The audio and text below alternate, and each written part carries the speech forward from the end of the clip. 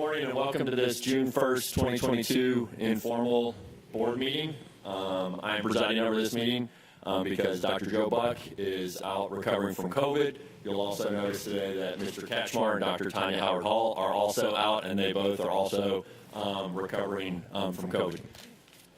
We will start with a business systems update.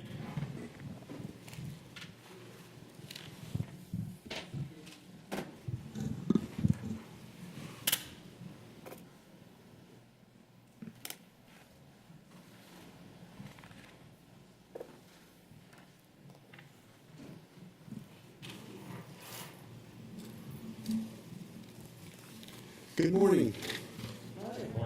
The following is an informational presentation on the Business System Replacement Project.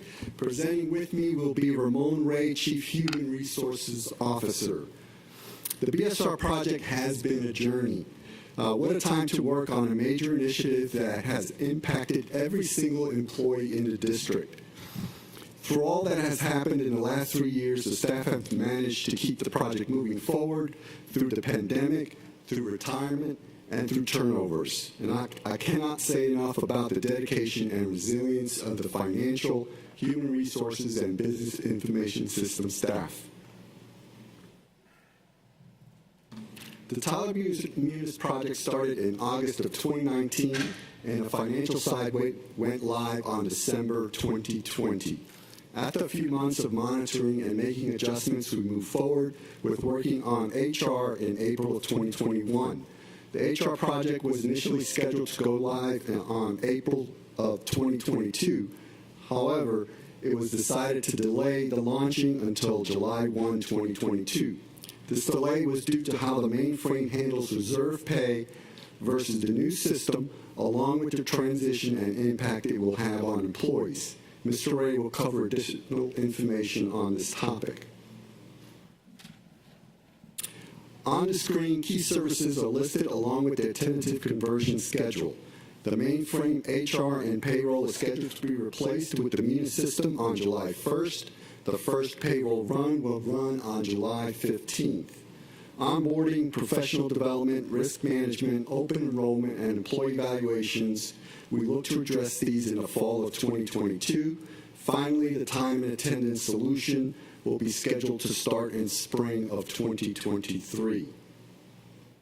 I will now turn over the presentation to Mr. Ray.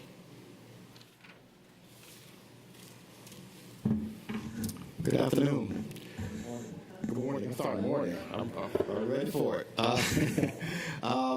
As you can see, these are the operational calendars that we have in the school district currently. I'm just giving you the current status right now. We have fiscal calendar, we have a school year, which is on the, based on where you see students. Employees have different various work component calendars. And that, as you can see, bottom left, current pay cycle. We run from 190 all the way to 229 days.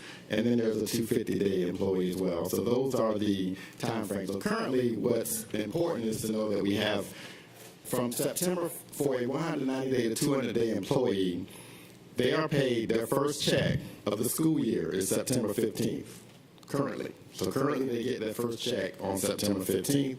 The last one is the next following year, August 31st. So that's the cycle of the 24 pay periods. And you can see the difference as it relates to 219 and 229. But that's the fundamental world. The majority of our employees are that September 15th to August 31st.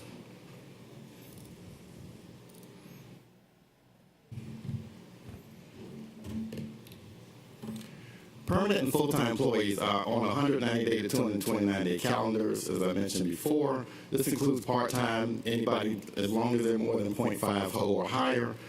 Everybody in that category has what I just showed you as far as that cycle of September 15th that's running through August 31st. As we go to the new system, just letting you know right now that there's still a 12-month period. That's not going to change, but what we do over the summer months is we make sure there's no interrupted health care and other services, which is why 10-month employees or 190 employees are paid over a 12-month period to make sure everything's constant and make sure everything stays the same. In order to accomplish that in our current system, what is done is called reserve pay. So it takes back from 8% to 16.7% of every check, and employees see that on every check. So they see that 16.7% come out. It runs for, as I'll show you later on, 20 pay periods, and then that accumulation is what's paid out over the last 4 pay periods, giving you the full 24 pay periods. Summer reserve accruals to employees starting July 1 with a full payout achieved by August is what happens every year, depending on which calendar you're on. And you can see that 190 day to 200, they have 4 reserve checks, 217 to 219 they classify, have 3 reserve checks, and then 219 day exempt and 229 day classified have 2 reserve checks. And this is what happens every year currently. Key points as we go into the new system. The mainframe reserve pay method will close out at the end of this fiscal school year, so we won't have a reserve pay as we move forward. Employees' reserve pay balance will be paid out 1 pay period earlier, and I'll explain that a little bit later. Pay will continue over 24 equal pay periods, as just mentioned. Units will start paying employees on July 1, which is, fiscal year 2023, which starts on July 1, 2022. In accordance with budget adjustments, staff will receive, as you know, staff receive step increases, COLAs, any other changes that the board votes on in June. Currently, as I mentioned, our vast majority of employees don't see it till September 15th. So this has been the last 20, 30 years. They don't see it till September 15th. Even though you as the board make a decision in June, they don't see it till September 15th. What we're doing, and as you can see, as I mentioned there, 198 employees are not paid on the budget until September 15th, as I mentioned. For next year, we will have to be starting those same employees, which are a vast majority, from 190 to 200, on August 31st instead of September 15th. So now they're getting it 1 paycheck earlier than they were eons. So we're moving it back as we go to the new Munis system, 1 pay period back. So they'll start getting the new. So now when you as the board approves the budget in June, employees will start seeing that increase on August 31st instead of September 15th. And again, these are the vast majority, which are in the 190 day to 200 day category. So that's what we're doing when we change to Munis. So the first payroll run will be July 15th, and I will talk about that will be for all employees on July 15th. This is just an example. Well, not an example. We're using it's not this. If we're using if a teacher get paid $60,000, this is what happens currently in our system. I'm not going to go through the detail, but you can see where the 16.7% is taken out. You can see where that the employee sees $3,000, but then it's the 501 is subtracted out, and then they see that growth of $2,499. You can also see that the 4 reserve checks total $10,020. Well, that $10,020, the significance of that $10,020, right now it's paid out over 4 pay periods. When we go to Munis, again, we're starting 1 pay period earlier, so we're going to pay it out in 3 pay periods, which means they're going to have 3 larger sums of money when it comes to July 15th, July 31st, and August 15th. So that's what we want employees to understand, and that's what we're communicating to employees, to expect these 3 larger checks, not because something has happened or the board has voted in June and it has a change. It's because we're condensing those 4 reserve pay periods into 3, and we're making sure we pay those out before we start the new cycle earlier, 1 pay period early on August 31st. So the school year, as we go into the school year, you can see at the bottom, the new school year will start on August 31st, 2022 for FY23, and will last until August 15th of 2023. So that's going to be our new cycle, August 31st around August 15th. Currently, for the last 30 years or plus, it's been September 15th around August 31st. So that's what we're changing, just getting everybody their money 1 pay period earlier. As it relates to those calendars, and that's what we're doing right now. At Munis, if you look at the bottom, Munis just does a straight calculation. Munis is just going to take the $60,000 and divide it by 24 and pay it out. So it doesn't matter whether there's 2 weeks out for winter break, spring break, Thanksgiving, none of that impacts it because it was just dividing it out equally throughout. And you can see that it's not exactly what happens currently because there are two different calculations that you get at the top. But that's how it'll be going forward in Tyler Munis. I do want to give you an example of also 8-hour bus driver. 8-hour bus driver, you can see the calculation there where it's 8 times 198 days gets you that amount of hours. Again, the same. Once you get to the gross amount, it's doing the same taking back of the 16.7% in every paycheck, and then it's doing the same amount of coming up with the gross, and then combining the total of all reserve pay periods, which is the significance in this case of $5,290.60. That would normally be paid out over 4. That for this year, because we're transferring to Tyler Munis for this one time, will be into 3.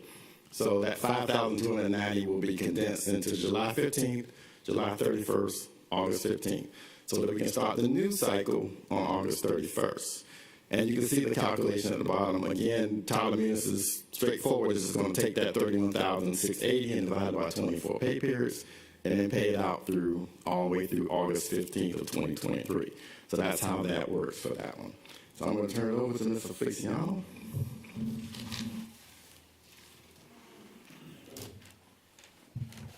A new feature that will be provided to employees will be the Employee Self-Service Portal, the ESS portal. Currently, all of what you see here is done manually and requires an HR personnel to be involved. Now employees will be able to log in using any internet-connected devices to view personal information, pay stubs, and make any adjustments. When we started down this road, I estimated the replacement cost of the mainframe to be around $6 million. With the funds allocated, we were able to add immediate third-party services that were needed and could not wait for the mainframe replacement. For example, you have Talent Ed for our employee onboarding, Resource Manager for school and department asset inventory, eBuilder for capital projects. Today, we project our total cost of ownership to be just under $6 million.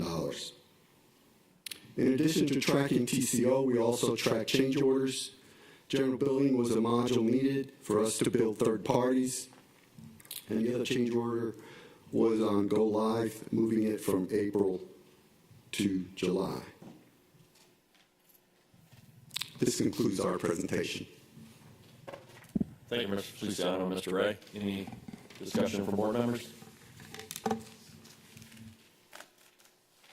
Could you elaborate a little bit on just the security of this system versus our old system, just in this day and age of cybercrime? Good question. The old system does not understand cybersecurity. Did that make it safer because nobody else that would hack it would understand it either? Most likely, the current viruses will not understand our old system either. And that system was only accessible internally and only through green screen. It was, would not be allowed outside because of that reason. It just wouldn't understand. Nothing on it is encrypted, so it was open. The new system is cloud-based. It does have all the cybersecurity features on it, so it does provide a more secure system. Thank you. Ms. Grabowski? Good morning. On the bus driver pay example, will that address the concern that we heard earlier, I think last year, from some of our bus drivers regarding the timing of their pay?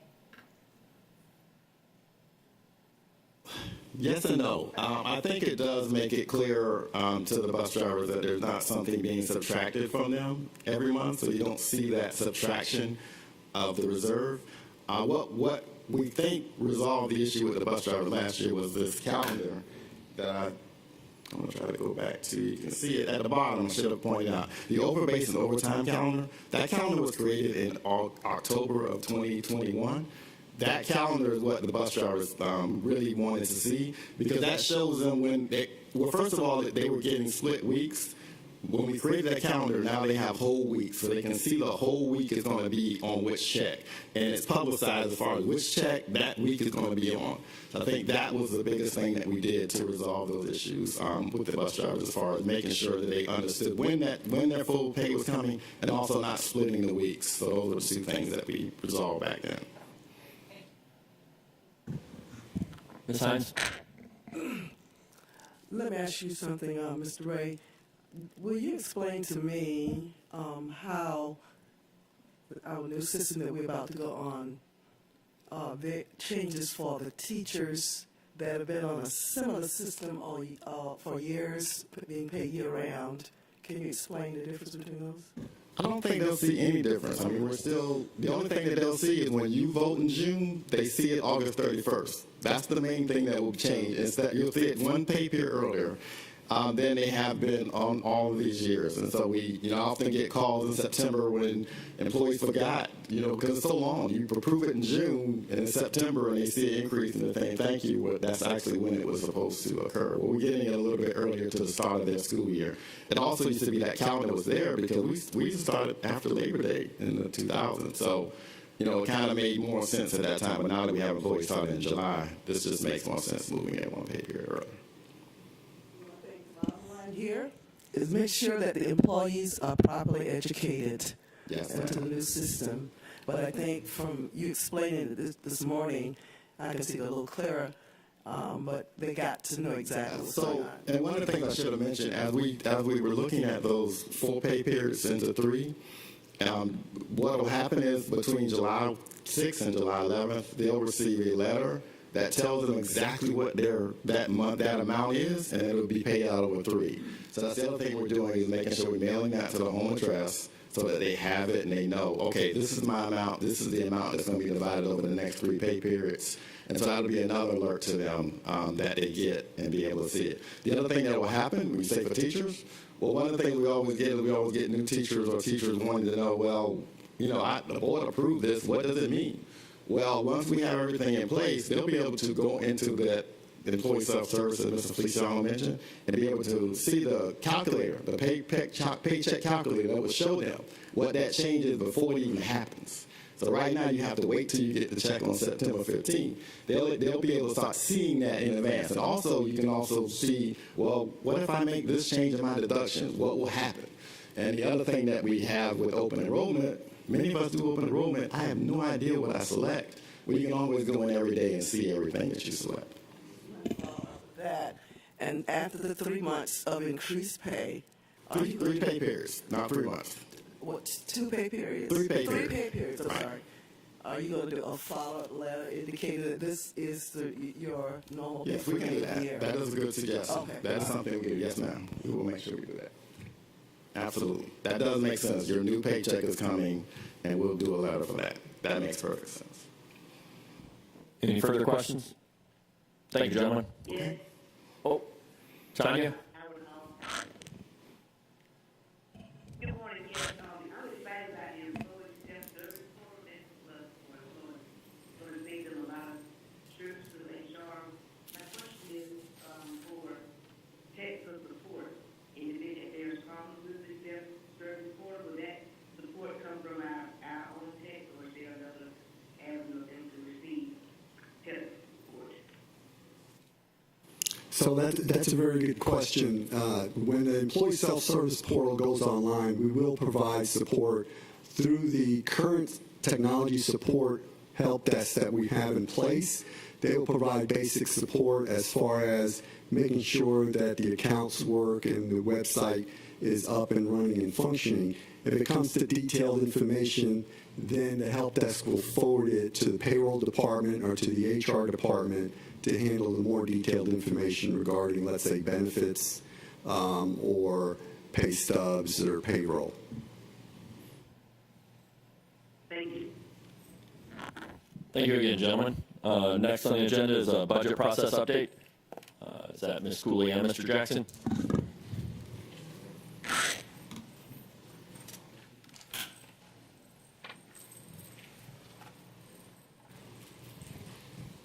Good morning.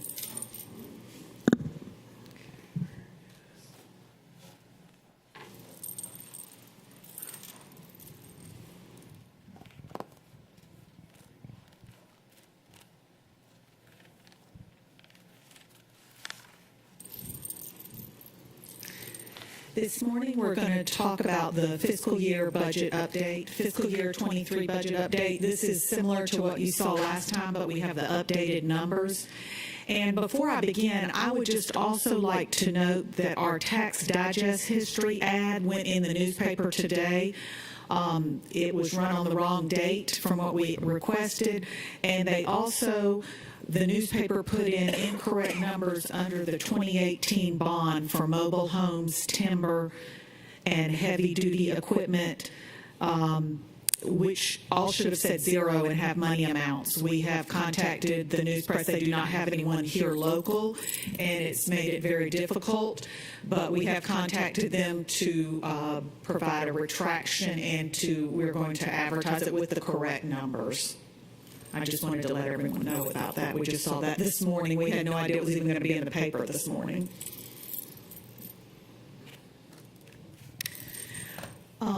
Going back to our spending buckets, the reason some money can be used in one way but not in another depends on how the money is received, the source of the funds, and associated restrictions. Visualize the concept as buckets of money. Each revenue stream has its bucket. The bucket structure holds the contents together in place for your specific purposes and periods. On this, we have received our local revenue amounts, and we have placed in there a 0.50 mil rollback, which would mean that we would receive an increase of $39,914,384 to our budget, as opposed to this fiscal year in 22. On the millage, on the rollback millage analysis, I just show a chart here showing if we did not do any rollback, we would see a $48.2 million increase with the 0.5 mil rollback, which our rollback this year is 18.131 mils. If we roll it back for fiscal year 23 school year to 17.631 mils, we will see an increase in revenue of $39.9 million. This mill rollback would be about if we roll it back 0.5 mils, this will be a decrease of about $40 for a home valued at $200,000, just to give an example, as opposed to if we did not roll back the mill. We received our final on the QBE funding from the state, and the state is providing us with $154 million, which is about 31% of our general fund.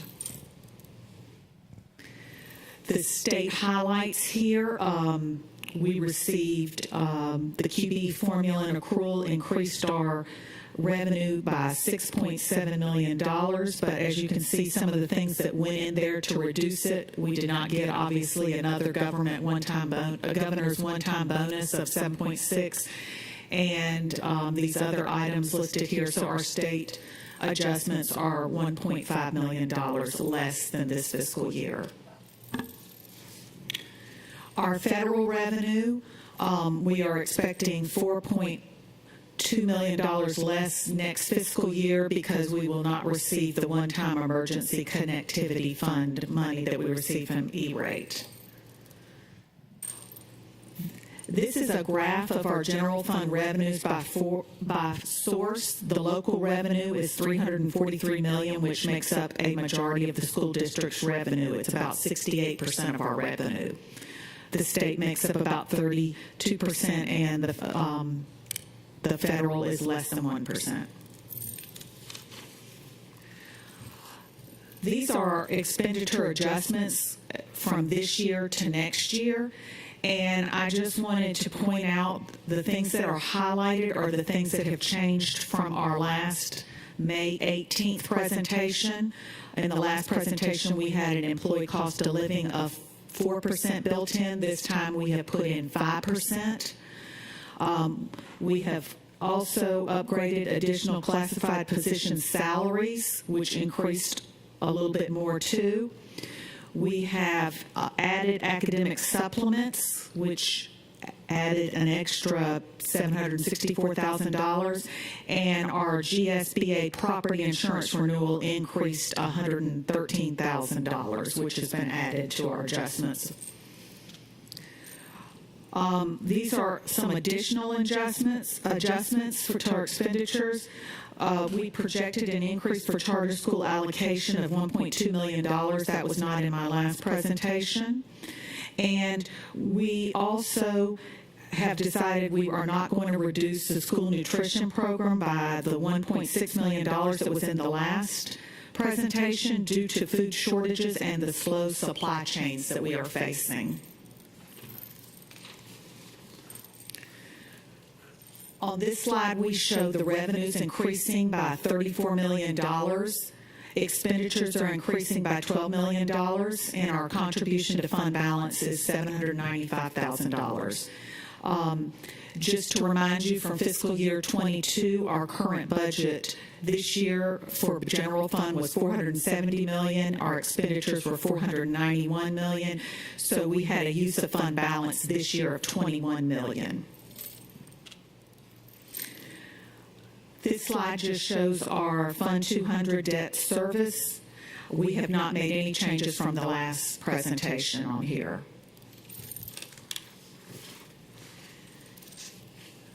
On this slide, we show that capital projects such as East Block 4 come from the penny sales tax. We have made no change to the capital projects fund from the last presentation. $83.5 million revenue and $84 million in expenditures. The state grants and federal grants that make up the special revenue funds, such as Title I and the Perkins grant, the CTA Perkins grant, pre-K lottery, school food service. Federal grants also make up things such as our CARES Act and our American Rescue Plan. These are our special revenues listed in the chart by fund. So we've listed everything that we have in our special revenue funds broken out by fund. And that is continued on this next slide. The total special revenue funds for next school year, is $199.6 million. Our internal service funds consist of unemployment compensation, workers' compensation, and employee dental plan. The internal service funds total $3.9 million. This is a graph which shows all the funds for fiscal year 23. The total budget with all funds is $792 million. This is just a list of the district's strategic goals. And these are our budget objectives which align with the district's strategic goals. Are there any questions at this time?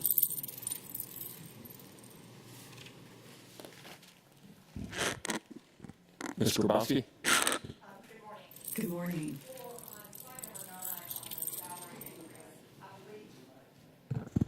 I think I'm supposed to sit at a different chair this morning. On the salary increase for employees, I believe at our last presentation, we discussed that with the step increases, this would get our employees, and this may be a question for Mr. Ray, this would have our lowest salary at $14.60, if I'm remembering. With a 5% increase, our lowest salaried worker I have is $13.28 an hour. Before that, it would have been right at $13 an hour. So actually going up as we've increased the minimum amount. That, is that correct? That is correct. That's it for now. Thank you. Ms. Hall? Good morning. Good morning. Paige, if I didn't know better, I would think that you and Mr. Jackson work for an entirely different organization than Mr. Ray. Because you and Mr. Jackson have a very positive, we're doing very well. We can afford at least a half-mil rollback. So you're like the Bob Cratchit of Christmas Carol.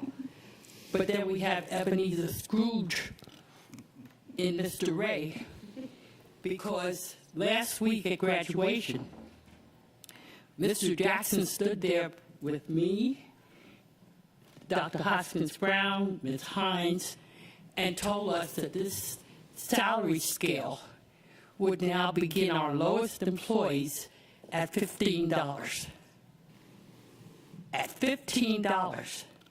Since that time, we received this that shows, our custodial workers will receive $13.30.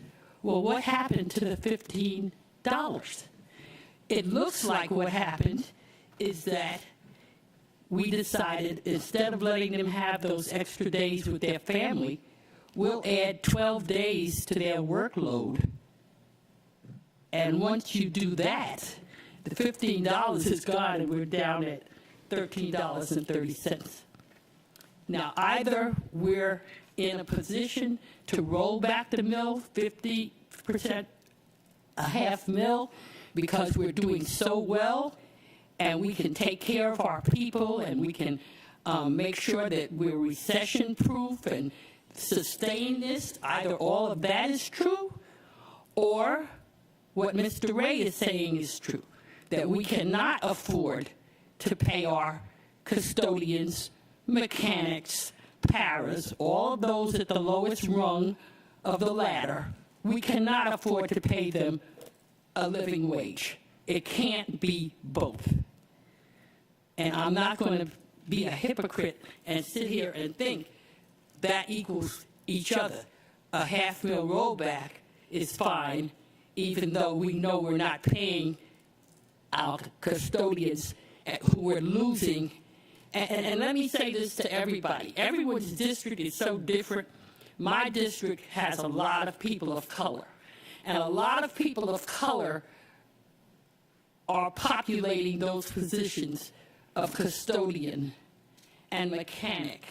So those are the constituents I hear from. Those are my supporters, many of them. So I can't sit here month after month in my pearls and know that I have many, many constituents who are living hand to mouth and can't make it. At least we can say the truth. Either we are doing very well and can afford to pay our people what they need to do the work that most of us do not want to do, or we're not doing well and we need to work on building our resources more.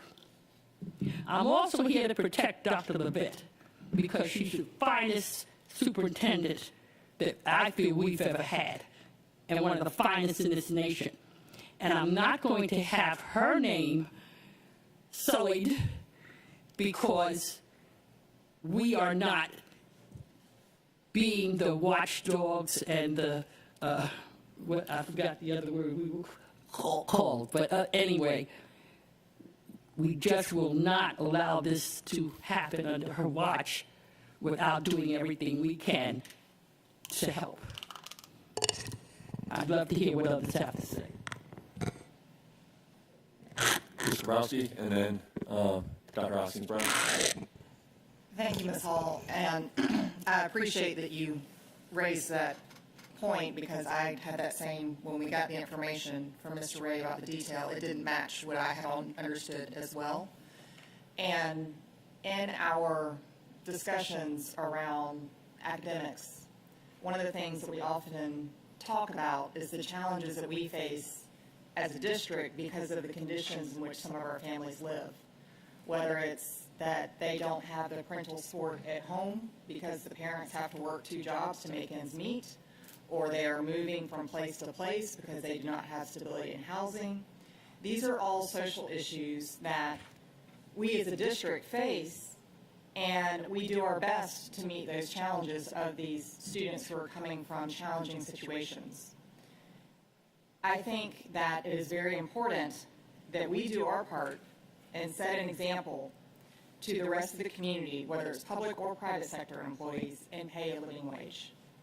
I fully support Ms. Hall's point of getting to $15 an hour as a minimum, because we cannot speak out of both sides of our mouths and expect the community to do its part in providing more stability for our residents and our families if we're not also doing the same. Hoskins Brown. Thank you. My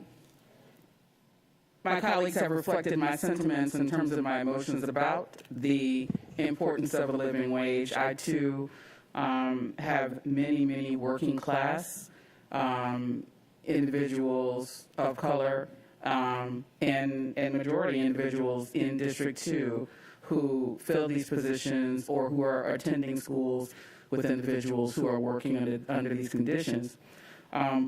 The way that I resolve these two presentations is simply that there's a micro and a macro view. And I think that Mr. Ray is representing to us the limitations of the resources that are allocated to all the areas that he is responsible for.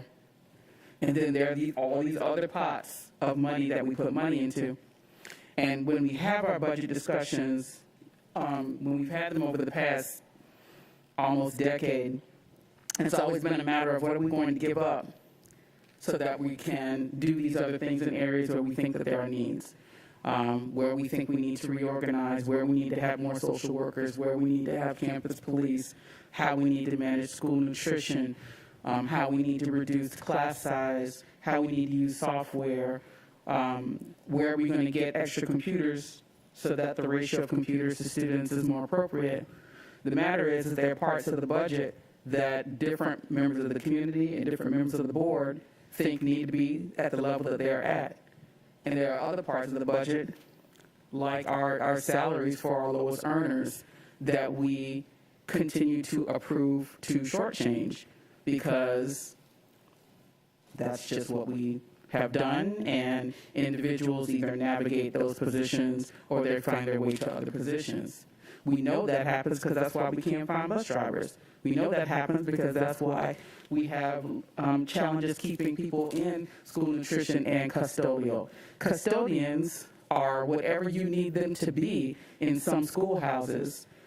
If they're in the hallway, they're a disciplinarian, they're an AP, they're a key holder, they're whatever it is that the higher level administrator needs at that time, and yet they're not paid at the level of responsibility that sometimes is placed upon them, like the gentleman shared with us at our last meeting. So I understand and I agree that there's a contradiction between how we look at the overall budget and how Mr. Ray represents our limitations in the salary area. That's why we've been working on this compensation plan. And we've implemented it, and it's better than it was, but it still has the deficiencies that have been pointed out by my colleagues. I think that our discussions on the budget like this are not just about, and I'll end my comment, I think they're not just about being transparent and showing the public, here's a list of projects, this is what they cost, we're being transparent. It's also to foster the discussions among board members like, this is how we're spending money.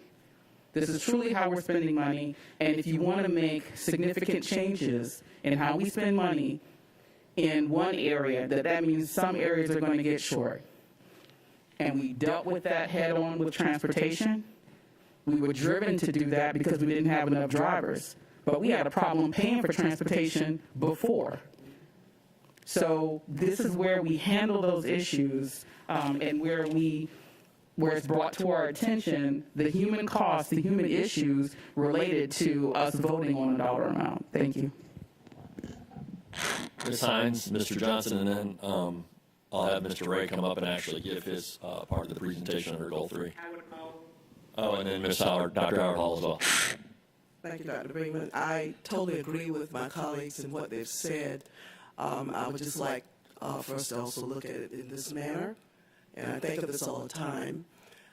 When our employees go to the grocery store, go to the gas tank, go to the gas pump to pump gas, they pay the same prices that we pay with our livable salary.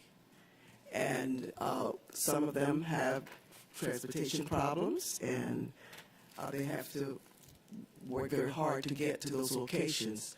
So I agree with that very much. So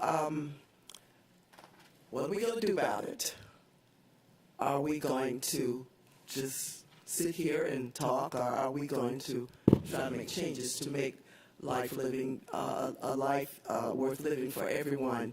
And I too join my previous colleagues in saying that I am in a minority district, and the folk where I live and the areas in which I live definitely could use an increase in their minimum pay so that we can hopefully get the workers we need in all these positions, and we won't have to fall into the problems that we're having now with transportation and getting folk to come in and remaining on the job. So I appreciate the comments that they made. Thank you very much.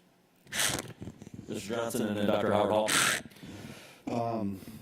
I also want to look at it as, not only what my colleagues have said, but also on another area, which is SROs and school safety. We've all seen what happened in Texas. Speaking with Chief Enoch, our SROs also paid at the lowest rung in the area. If we wanted to not only be able to have the best police department in the area, because these ladies and gentlemen are all post-certified, they have the same training as Savannah PD, the county PD, and the sheriff's department. We need to pay them at a higher and a more competitive rate than the other police departments that we have in the area. We need to make sure that not only do we have an armed SRO at every school, but we need to have a bench. They call out just the same. They're having the same issues that the bus drivers have. There is no bench. We need to look at it, because we could have all the policies in the world and all priorities, but this budget really shows where our priorities are. In order for our children to be able to learn, they need to feel safe in the schools.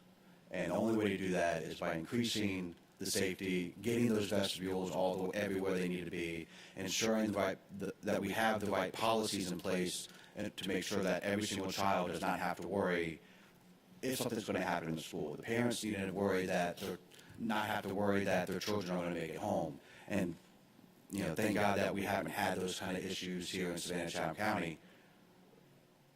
However, it is a numbers game, and we need to make sure that every single school is no longer a soft target, that they are a hard target, that they are not, someone can't just walk in there like they did in Texas and do those horrific actions. So I think that we need to also look at possibly maybe even changing how we do the pays on the SROs, because we need to pay them like law enforcement, not like teachers. Thank you. Dr. Howard Hall. Yes, one of our roles for graduation, we talk about informed ease, and I want to mention what one that's employed making a living wage. That's one of our roles as a district, that when our students graduate, that they can obtain a job earning a living wage, and as a school district with this large budget and the large number of employees that we hire, we should be allowing them or paying them a living wage. Just to give us an example about custodians. Custodians are more than just custodians. They serve as mentors. They serve as security. They serve sometimes as counselors. And I can just be an example of that. When my son was in middle school and he had a single mother, it was the custodian that taught my son how to tie a tie. So our custodians and all of our employees, they are giving us their best. So we need to give them our best and do everything that we must do possible to ensure that they obtain a living wage. Thank you. Thank you, Dr. Howard Hall.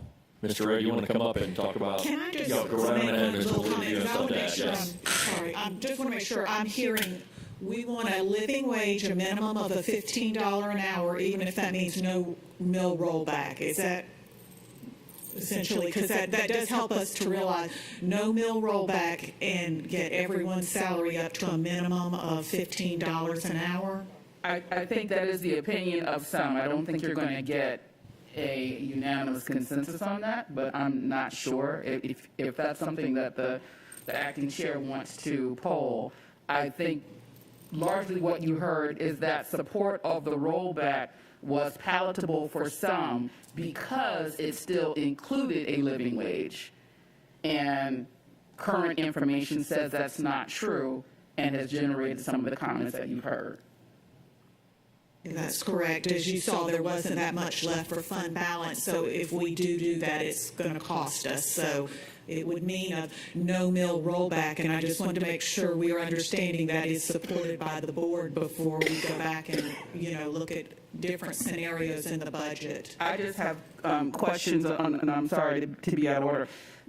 My question is that with this presentation, I would want more information, greater recommendations from the superintendent about, is it only a no-mill rollback, or is it a cut in an area that we have been presented? Because I don't have the information to know that it's mutually exclusive. Like there's nothing else that can be adjusted, and I don't know how much that change of $2 costs per individual that would allow us to do that. So if there was a dollar amount tied to bringing individuals up to $15, then it would help folks identify where that money could come from, and maybe it didn't have to come from a rollback, the lack of a rollback, or maybe it is true that it has to be a rollback, but we don't have that information. Or maybe a 0.25 rollback. Or maybe none, Paige, maybe none. I'm just trying to get a consensus. What I'd like to say, though, is Mr. Jackson told us to our face $15. Ms. Hines, do you remember this? $15. And then we get this that says custodial workers go from 217 days to 229 days. That was the decision that was made. If you're going to pay me $30 and you tell me, Connie, you're working for 10 days and you're going to make $30, okay, I'm going to make that $3 an hour. But then if you tell me, no, you have to come and work 15 days, that's going to take me down to $2 an hour. Well, now, if they work extra days, they will get more money. They have to pay them per hour. So even if they're working more days, that means they make more money. It doesn't mean that they work for the same amount. Where did the decision come that they would have to work more days? Because that's a quality of life decision also. They deserve time off. So that's just saying you're going to work more days. That's no benefit necessarily. I think Mr. Grabowski wanted to make a comment, and then I really, truly would like to hear from Mr. Ray, because he might be able to shine some light on this, and if anyone in the budget or HR department might have the number of individuals that would be affected by taking the lowest paid to 15 and what that total would be to change our budget. I'm sure you could pull that out of that computer in no time flat. That's a joke. So Mr. Grabowski, a comment, and then let's hear from Mr. Ray, and hopefully he can shine some light. Just quickly, so an organization is only as strong as its people. And our staff and our salary, that's our largest single expense, correct? 85%. So I think that it is imperative that we do dive down into that detail, and an analysis of what that cost is, regardless of what happens with the millage rate, to me would be very useful, because it gives us an understanding of the delta that we're trying to achieve, and it also gives us options to be able to evaluate, does this mean a different rollback in the millage, or as Dr. Hoskins-Brown said, does it mean we shift funding from somewhere else? So I would really appreciate just the simple analysis before we even have the discussion about millage rate. Yes, ma'am. Mr. Ray, if you'd like to go on ahead and, I know we've talked about a lot of your presentation, but go on ahead and tell us your side of it. Yes, sir. I'm gonna. I guess I'll just make an observation. If we go back to the retreat that we had at the board back in January, that's where I introduced the 219 to 220, 217 to 229 day. The reason for that is because, yes, it's adding days, but at the same time, we were eliminating grades, we were eliminating steps. It was a combination of things related to the custodians. So, and the need for the custodians came from our facilities, asking that we have issues in the summertime. There's work that needs to get done, just like we're having Embrace and we're having issues having custodian work. So all of this came from internally from other departments as far as making this. But this was a presentation. That wasn't a presentation I did back in January. Just going to start with where we are, and I guess I'll make a comment about Mr. Jackson. He did mention that to me. He did mention how can we get to that. And I will apologize because my interpretation of that was to work through, as we were talking about, what is there, what can we do with the current millage rate, what we're doing right now within it. Not that we would essentially collapse the salary schedule, which is what we have to do. So there's nobody, right now, grade 7 is our secretary, admin secretary. They make $14 an hour. 14, 16 an hour. We're talking about eliminating grade 4, grade 5, grade 6, and having everybody essentially start at grade 7. That is a monumental task. That's every paraprofessional in this district, every media clerk in this district, every clerk in this district. And we can do it. We can give you an amount for it. But that's not what I was interpreting we were looking to do because we were within a current framework of a budget. So I apologize for that, and Mr. Jackson did communicate that to me, so I'll take that on my responsibility, not Mr. Jackson as it relates to that.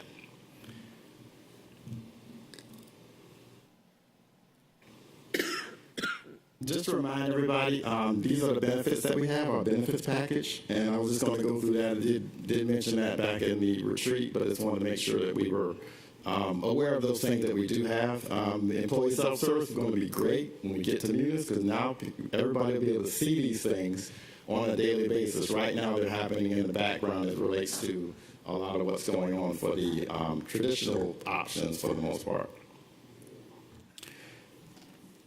What we did in 2016. Mr. Ray, can you pause for 1 second? Mr. Feliciano, are you trying to get those to pop up on the screen? There we go. Yes, I'll go back so we can make sure we have it.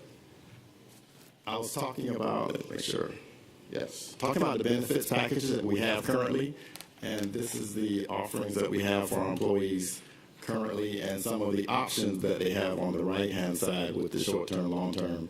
Others, again, that they will be able to see now in employee self-service when we're able to get that rolled out as well. Since 2016, we were charged with trying to figure out what we could do with the wage. At that time, we eliminated grade 2. We also eliminated step 0. We moved bus drivers from grade 6 to grade 8. We restored all steps for all classified employees by 2018 that were frozen for 5 years, not consecutive years, but over a 5-year period. Nurses moved from 193 days to 200 days, and also from 7 hours to 8 hours. We also began last year starting hiring all nurses, no matter what the certification level was. That was the first time we've done that. Campus police, SRO, sergeants all moved up 1 grade in 2021. And I will say a lot of those changes you're mentioning, Mr. Johnson, did happen this year. Because last year we were definitely right there, and now we have moved further away. But at this time we made that change. We were definitely at that minimum for them. Special education, least restricted pairs, we moved them to grade 5, from grade 5 to grade 6, again, to try to encourage the pairs or encourage employees to go into those most difficult classrooms. And so we wanted to recognize that these classrooms are much more difficult than the regular ed, and we changed our compensation related to them. Same thing with the speech language pathologist assistants.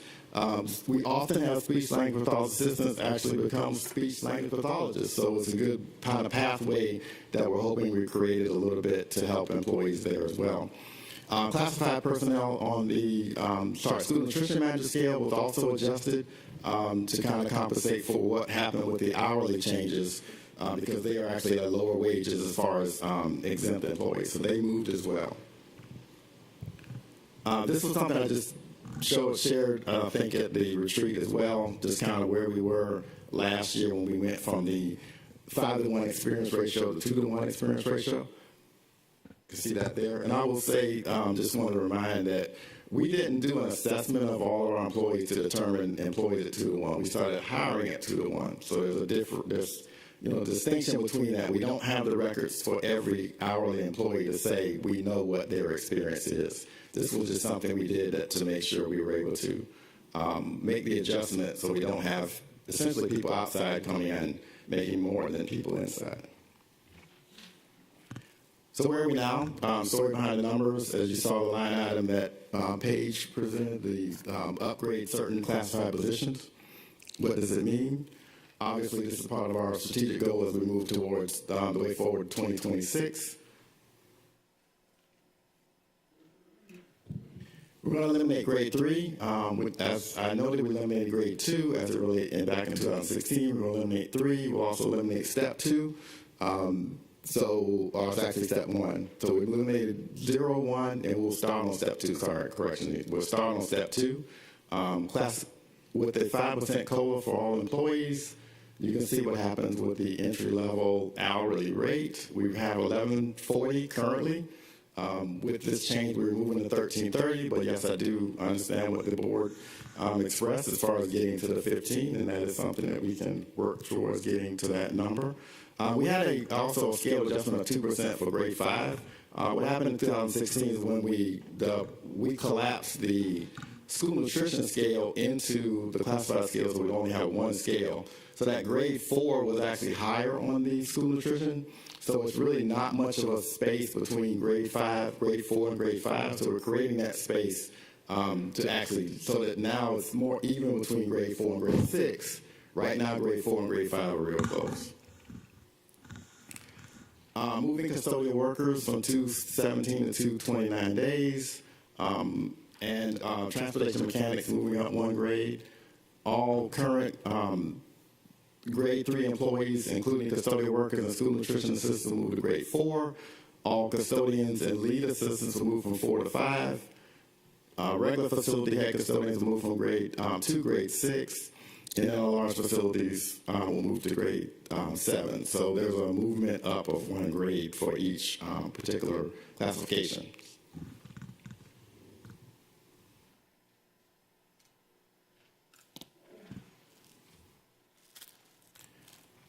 Just showing where the a 5-hour bus driver is currently from now to, what will happen next year. 1579 is our current starting for a bus driver. It'll go to 1701 as far as our current starting for a bus driver beginning July as we start hiring in July. Custodial workers, you can see that they're changing days also, but that's part of the, again, something that was already discussed or communicated related to recommendations from facilities, that the days changed along with the hourly rate. And school nutrition assistant, you can see the same and what happens with their rate. SMP assistants, you can see what happens from year to year as we look at the SMP assistants that are 200 days at 6 hours. And this is the average. So this is where they are right now. And then you can see the average lead assistant as well currently. Average head custodian of a regular facility, so these are smaller buildings. You can see the change that will occur for the average of the regular facility and the change that will occur for the average of the large facility. And I apologize to that question slide there. Any questions? Ms. Hines? Can you tell me how many custodians you have in a large facility such as Jenkins High School and like that? How many custodians you have there? I'm not sure. I believe I have to go back and look because they're really calculated. As far as the custodial, we know we have a head there and we have a regular custodian there, which is at a grade 4 now that'll go to grade 5. And then the rest of it depends on the square footage. I don't know that square footage calculation. That's actually something that's in facilities, but we can get that. Many times the custodians complain that it's just too much work for the number of folk they have in the school and the size of the building, and let alone when you have call-ins of absentees. Okay. Yes, ma'am. And you're correct. So I can go back and look at where that is, but we do have a shortage currently, and so you're right about that probably being magnified by that shortage that we have currently. So when they have to pick up someone else's work because you can't get anyone to fill the position? Do they get extra for that? There's not anything that changes with their hourly rate, but there's actually more time. But no, there's not anything that actually changes with their hourly rate when that happens. Less employees for the job. In that, say, for instance, I'm talking about custodians. Yes, ma'am. Ooh, that might be something we need to look at. That is something you're correct. We do pay a higher rate for custodians if they work out in West Chatham. So we're at Rice Creek, New Hampstead K8, along with Bloomingdale. Because of transportation, they get 75 cents. Oh yeah, 75 cents an hour. Morgali is also on that, 75 cents an hour to work out there. All right, thank you. Dr. Hoskins-Brown? Thank you. So I appreciate the update that we have that does a really good job of telling us the changes that we've made. That's one of the things that we were lacking when we first started the compensation plan, was because it wasn't all finished at one time and everyone wasn't feeling progress. For many, it felt like there was no progress, and so these examples and these data are helpful to convey that it's a process. My question is if we had a number line, or if we had like one of those giant thermometers where the entire cost for everybody being at the end of our plan was taken care of, and the thermometer was full, or the number line was ended, where we would be in terms of dollars. Like we needed this amount, is it half, or is it 3/4, is it 1/3? That kind of information, which I understand you may not have now, would be helpful, because if we could see how far we were, not in time, but in dollars, it may help us in our budget discussions. Because I think we've been looking at the process as a sequential process with a finite deadline, but not a dollar deadline. Mm-hmm. And the antsiness that I've heard today in my colleagues suggests that we need a dollar deadline and a time deadline, so that if there is a desire to pivot and change the timeline, that individuals would know what that dollar looks like, and if we have it or don't have it. Yes, ma'am. Thank you. And I just want to convey to the staff, I know we don't have it, but how long it would take to find it, and could it be found on a timeline different than the one that we have set? I know we're just not sitting on a bag of money somewhere. Understood. Thank you for your presentation. Do I have any other comments? I concur with my fellow board members that that finish line would be nice. It might make these conversations easier for us. And thank you for working on that information, as I'm sure you will share as soon as you're able to with us. Yes, I will. Thank you. Yes, Dr. Lovett would like my comment.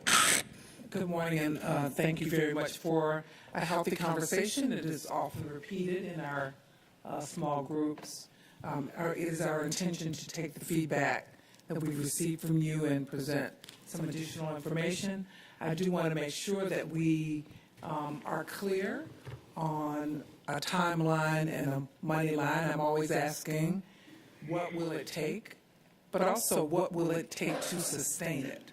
So what I must personally state is I do not think it wise to push a whole lot of money in, move people into a position where perhaps, it seems very, very attractive, and then during a recession period, having to do a RIF.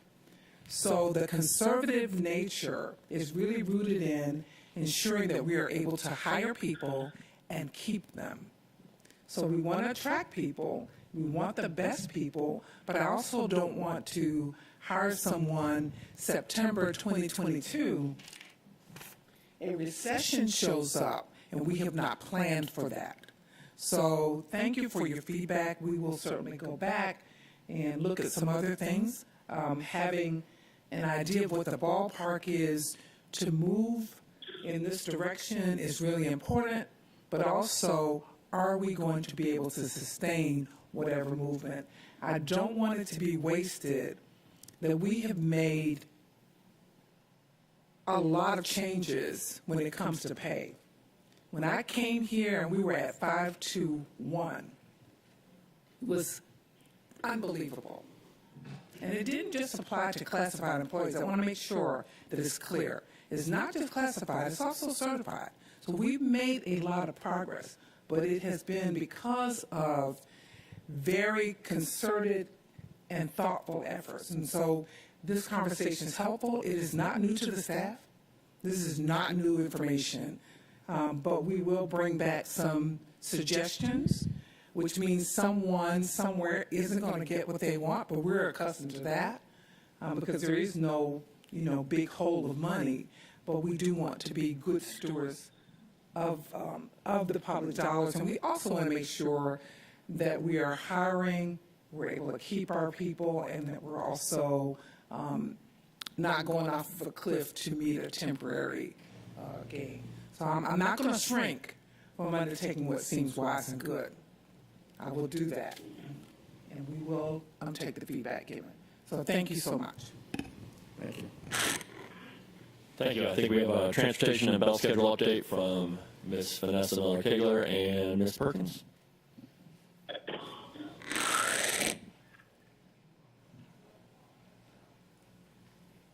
morning, and Dr. May will join us as well this morning to bring you the results from our survey, which is always important that we receive feedback from students, staff, and parents as we endeavor into our transportation bell schedule.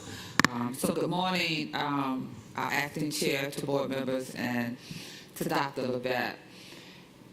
Transportation is a challenge for us, but we're going to continue to make sure that we're holding fast to what our guiding principle is, and that is getting students to school safely and on time.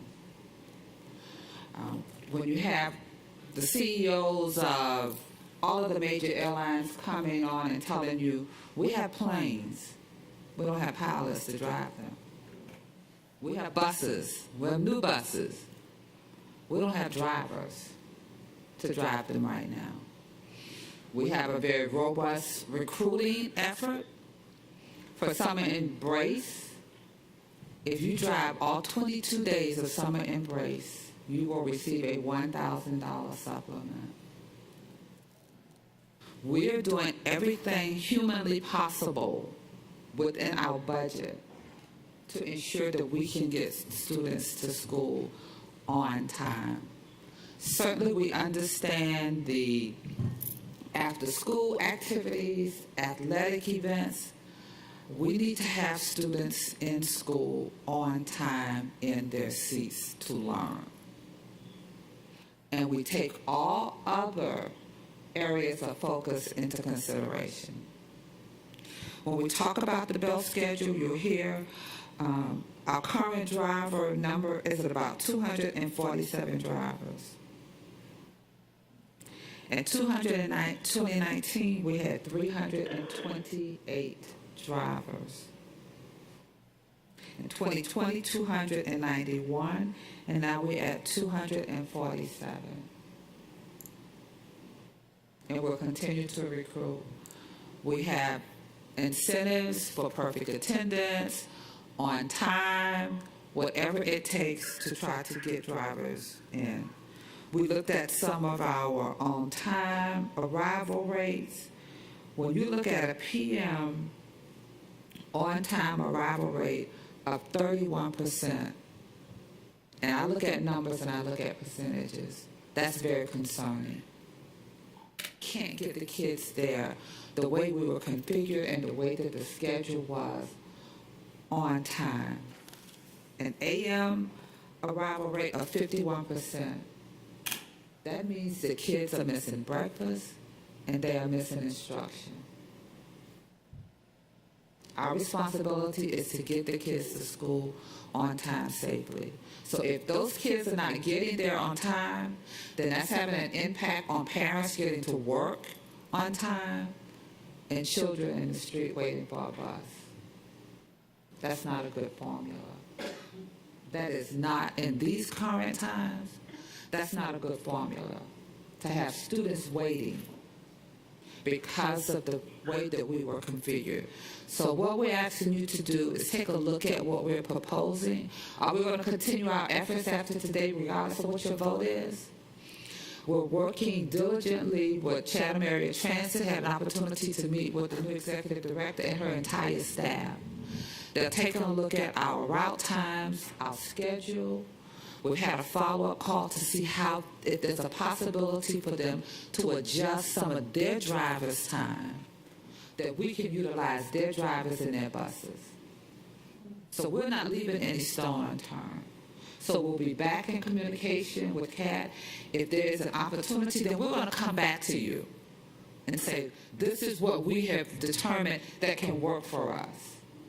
So regardless of what we present today and what we vote on, if there's an opportunity to improve, I am not shy to come back and say, look, this is what we have been able to do, and we're able to make some changes that's going to increase the number of students. If we can change the bell schedule, I'll be the first to come back and say we can change it. But we're working with our partners they were open to looking at our routes, looking at our schedules to see how they can assist. They are truly willing to partner with us. So kudos to the leadership at CAP. So we're very glad to have that. And for those of you who opened the door because you have relationships over there, they were willing to pull the entire team together and meet with us in reviewing our information. So we're going to continue that effort. We're going to be looking at details. What you're going to hear this morning is what we want to propose to you. We understand. We're working. We heard from our academic team, our teachers. We're even working with staff that's credentialed, i.e. all of our coaches who drive buses. So academic is willing to look at how we schedule them. And whenever we could have some flexibility in their schedule for them to possibly drive for us as they did when we had to, let's see how we can schedule them and utilize their services before they get to the classroom. How we could possibly use them as bench. We have a firefighter that's been with us over 10 years, 15 years, and he drives on the days that he's off. So guess what I want to do? I want to see how many other firefighters that may be willing to come and serve as a bench and drive and help us. This is a community issue. This gentleman has been doing it for 15 years, and it works to have him know the routes and willing to drive for us. So we're looking at all potential opportunities, and we will continue on that line for you. We recognize there's a problem, but we still have to educate students, and we have to get them to school. So Ms. Perkins is going to come with the presentation, and then Dr. May is going to give you an update on the results from our survey, and then I'll come back. Thank you. Good morning. First, I want to say that you have received the full 25-page presentation in advance, and that has been posted publicly to board docs. This morning, I'm going to talk you through an abbreviated version of that presentation. So as Ms. Kegler has indicated, what we say in transportation is our uncomfortable truth is we need drivers. We don't have enough drivers, and that is driving all of our efforts as we look at how we provide services to the students in this district.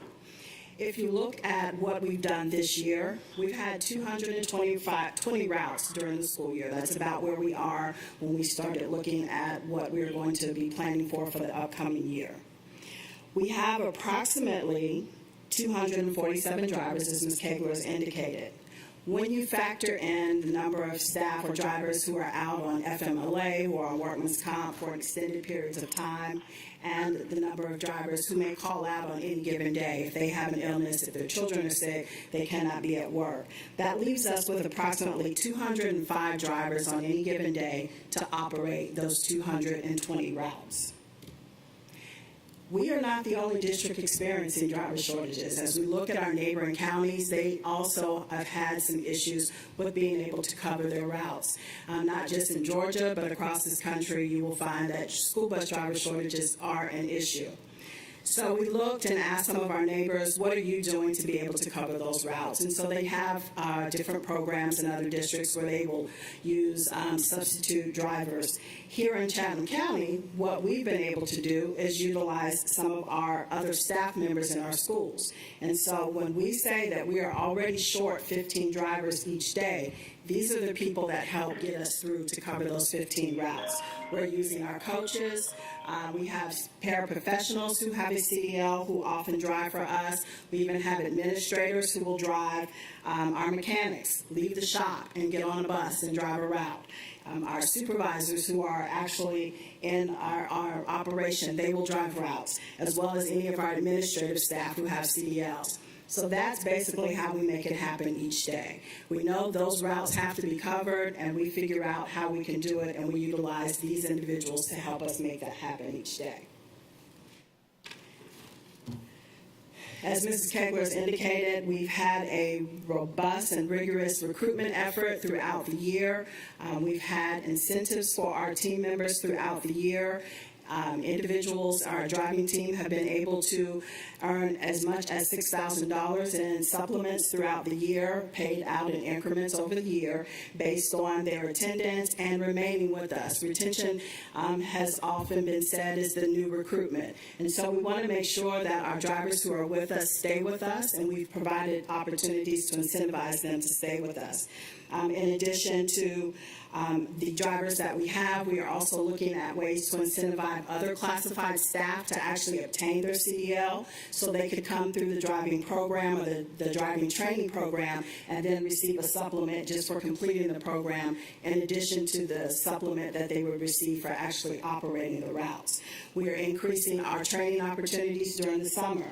We know that it's difficult for an administrator to release someone, a teacher or a paraprofessional or a coach, from their building during the school day to come over to be trained. So having those additional training opportunities during the summer will allow those staff who are interested in obtaining their CDL to come and be trained. As Ms. Kegler indicated, also looking at adjusting master schedules for the coaches who have been able to drive with us this year. Some of them were challenged with only being able to operate for 1 to 2 hours in the morning because they had to get to their schools to be able to start their classes. So if we look at adjusting those master schedules, perhaps they may not have class until 8 or 9 o'clock to allow them to be able to operate a full route in the morning. So just looking at other options, thinking innovatively on how we can recruit individuals from outside of the organization, but also utilizing the individuals we have within the organization to increase our driver numbers.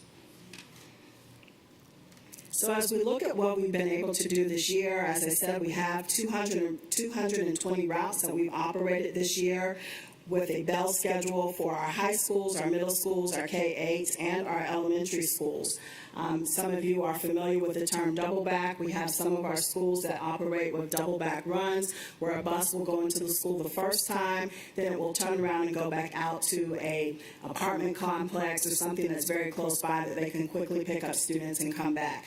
So it's not optimal, but it is a way that we can still operate, have a route, and still be able to transport students without having an additional driver. So we do still have double backs in the operation.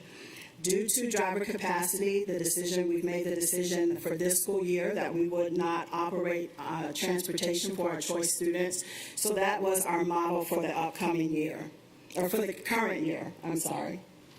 So as we look at our guiding principles, as Ms. Kegler indicated, our number one priority is to ensure that students have safe, efficient routes and that they are at school on time. It is always key that we get our students there on time each day, and that is consistent, and we're doing that utilizing efficient routes, that the routes make sense, and that we're doing as much as possible with one bus that we can without having to create additional routes for our buses. So as we look at our numbers for this year, approximately 14,462 students has been our average daily ridership. Those are the students that actually are getting on our buses each day. So as we look at what we could do with buses, the number that we have and the drivers we have, because we don't want to overpromise what we can do for the upcoming year.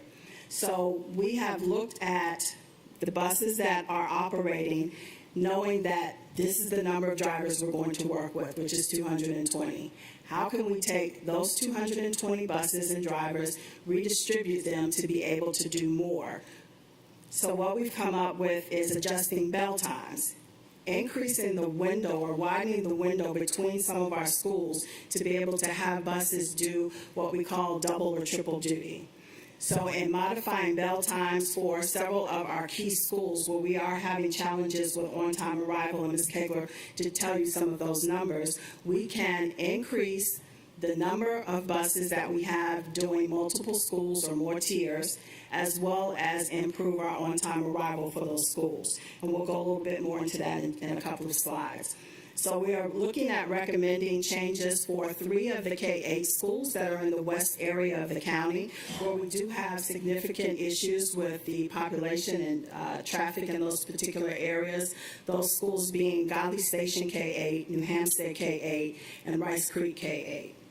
We're also looking at making or proposing recommended time changes for Mercer Middle School.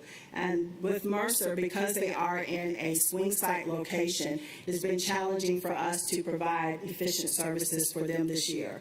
Previously, Mercer was always paired with Groves High School. Those buses could operate together and those students could ride together because the schools were located together. But because now Mercer is in a completely different location, we need to have a different window to be able to utilize a separate set of buses to operate and deliver those students to ensure they are arriving at school on time. And then lastly, making changes to 12 of our elementary schools. Currently, we have 2 elementary bell time tiers. We have a 9 to 3:45 and a 9:15 to 4 o'clock tier. We're proposing that all elementaries are on one tier, which is the 9:15 to 4 tier. That will allow us an additional 15 minutes in a lot of areas to be able to also improve efficiencies to ensure that the buses that are operating for middle and high schools will then have enough time to get to elementary schools as well. So as we go and look at those 3 particular K-8 schools in the west end of the county, this is just a map that shows you where those 3 attendance boundaries are and where the students are clustered within those boundaries. You'll notice that when we're looking at Godley Station, they have a lot of students that we transport approximately, we're going to start with Rice Creek. There are 773 students that are eligible for transportation. 201 of those students are technically not eligible for transportation, but because we recognize they live in an area that it's not the safest way to get to school to walk, we still provide transportation for 201 of those students. So that is a significant number of buses that we're not required to, but we know it's the right thing to do. So as we're looking and moving down the map and looking at New Hampstead K-8, you will see also that they are in red. They're a divided district. They have a portion of their attendance zone that's in the north end of the county, and then a portion that is more closely aligned to where the school is geographically located. When we're looking at New Hampstead, of course, all of their students are eligible for transportation because everyone lives, right now, more than 1.5 miles from the school. Going back up to Godley Station, they also have a significant number of students who are not eligible because they do live under the 1.5 miles. But again, we don't want to have students out walking on Jimmy DeLoach or on the Highlands or some of those other major thoroughfares. So we do transport approximately 600 of those students that are under the 1.5 miles. So in our proposal, we are looking at moving Godley Station up to an earlier tier, 7:30 to 2:30, moving New Hampstead K-8 to another tier of 8:40 to 3:40, and Rice Creek to a 9 to 4 proposal. What that will do for us is allow Godley Station to have a set of buses that will then be able to drop off students, come and then be able to pick up students for New Hampstead K-8. So now those buses, instead of having a set of buses for Godley, a set of buses for New Hampstead, now we can take the same set of buses and use them for both schools. The same thing for Rice Creek. By moving Rice Creek back to a later time, we've widened the window between Rice Creek and Groves. Groves buses will be able to drop off for Groves, then proceed to the Port Wentworth area, begin picking up those students who reside in that area and taking them into Rice Creek to be able to operate the same set of buses from Groves will now be able to do double duty and go and operate for Rice Creek. In our current configuration, Rice Creek has its own set of buses and Groves has its own set of buses. So what we're able to do now is take what we have and do more with what we have. So you'll see in this our route configuration with the proposal, right now we have approximately 36 buses that do one tier. That means because of time and distance, those buses only have the opportunity to either do a K-8 school or a middle and high. They do not have the opportunity, they can't be routed to do anything else. By changing the times for these additional schools that we're proposing, we're going to eliminate one-tier buses. Now we're going to improve our efficiencies by increasing the number of buses that now have the opportunity to do 2 tiers as well as 3 tiers. We're going to go from 27 buses or routes that are 2-tier schools and now increase that by 3 up to 33 tier schools. The biggest difference you'll see is in our 2-tier schools, we are now able to go from 157 2-tier schools up to 186 2-tier schools. We'll be able to slightly reduce our double-back buses, but we will still have double-backs. In some cases, double-backs do make sense, but one thing that we will be able to route our buses for double-backs is to ensure that they are there on time. What we have found in some of our schools that do have delayed on-time arrival, the first bus will get there on time, but by the time the bus goes out and comes back, that second bus is not getting the students there on time, which is impacting the on-time arrival for those schools. So with these 4 double-backs that we are proposing, these buses will be able to be there on time so that all students will be at school before the bell. So this is just a breakdown of what the current bell schedule is for all of the schools in the district. You'll see what times the buses actually are scheduled to arrive, the breakfast window, and what the departure time would be for the proposal in the afternoon. And those schools that we are recommending changes for are highlighted in yellow. And now Dr. May will talk to you about the survey that was done for those students and staff members at the impacted schools that we are making proposals for. Good morning. So my team partnered with the Transportation Department to conduct 2 surveys. One was aimed at the parents of the 16 impacted schools, and the other was staff oriented, so all the staff who are at those 16 impacted schools. So first we'll take a look at the results for the parent survey. 498 emails were sent out. These were primary emails for each of the students at the schools. Of those, 1,690 responded for approximately 20%. Of those respondents, we had 62% indicate their children, in fact, do not ride the bus, whereas 38% indicated they do. So when we take a look at these results, please keep in mind the majority of these parents actually do not have a child who ride the bus. So when looking at addressing the current school year versus the proposal, we asked questions geared at the current schedule to see what the sentiments were and also realistically what the impact was on day-to-day school activities. So with regard to asking parents about the current bus schedule impacting their child's arrival on time to school, what we find is that the majority, in fact, indicated there was no impact, but overall 80% indicated either no impact or a positive impact. 68%, though, please note, is of course no impact whatsoever. Only 20% of the parents felt that the current bus schedule negatively impacted students' ability to arrive on time. Looking at the same question with regard to departure, what we find is that 66% of the respondents are indicating there was no impact. Overall, what we see is 77% indicating no impact or positive impact, with only 20 to 23% indicating a negative impact on their departure. When asking them about the proposed schedule, so they were presented at the beginning of the survey with the proposed change in schedule time. What we find is that 35% of the respondents indicated they felt positively about this. 22% did not believe it had any impact once again. So overall, 56% either had a positive or no impact response, whereas 44% indicated a negative impact perceived. Once again, this is the proposed schedule. So the last question that we asked on the inventory had to do with overall feelings of positivity towards the proposal.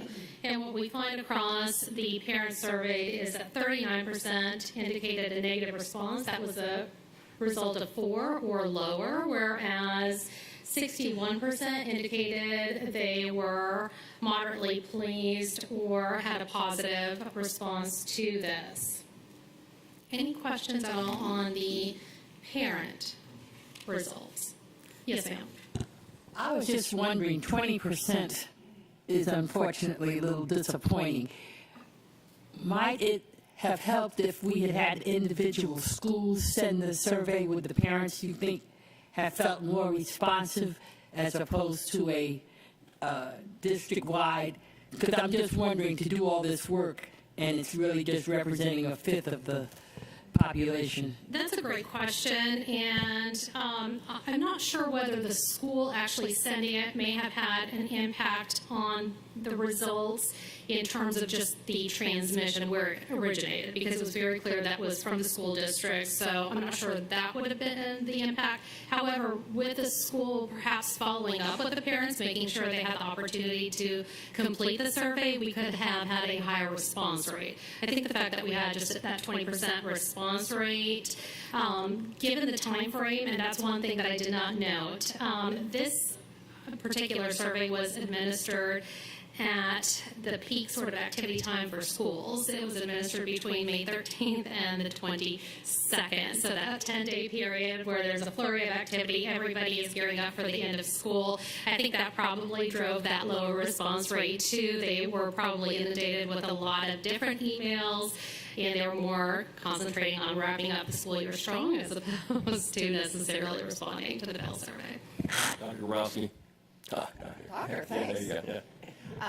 Thank you for presenting the information, and I know that there's a lot here. Yes.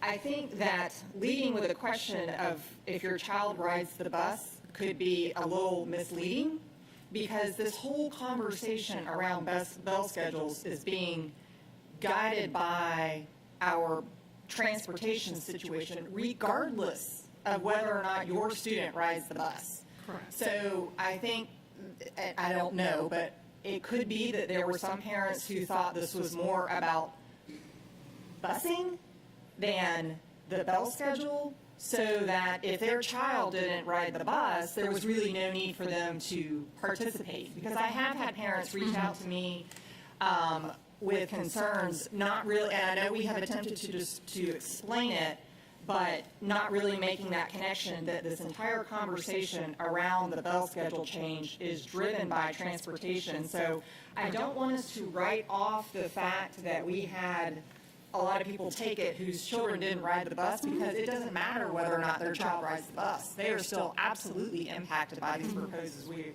proposed changes we are making. And when we're asking about the bus schedule affecting their child's arrival time on school, absolutely, that's critical that we meet that. But again, it's a little bit of a confusing message, I think. We live it every day, but when we're communicating this to parents, I think we need to be crystal clear when we're sending these surveys out how those two factors are related.